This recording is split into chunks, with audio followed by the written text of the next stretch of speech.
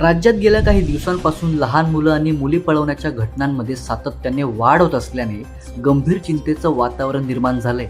अनेक प्रकरणांमध्ये अपहरण झालेल्या मुलांचा अजूनही शोध लागलेला नाही. ही समस्या गेल्या काही वर्षांपासून वाढत असतानाही राज्य सरकार किंवा पोलीस प्रशासनाकडून ठोस आणि प्रभावी उपाययोजना राबवण्याचं चित्र दिसून येत नाही. या पार्श्वभूमीवर मनसे अध्यक्ष राज ठाकरे यांनी मुख्यमंत्री देवेंद्र फडणवीस यांना पत्र लिहून आपली तीव्र नाराजी आणि चिंता व्यक्त केली. बालकांच्या सुरक्षेसारखा अत्यंत संवेदनशील मुद्दा दुर्लक्षित राहणं हे राज्यासाठी धोकादायक असल्याचं चित्र त्यांनी सांगितलं. राज ठाकरे यांनी हिवाळी अधिवेशनाच्या कामकाजावरही नाराजी व्यक्त केली.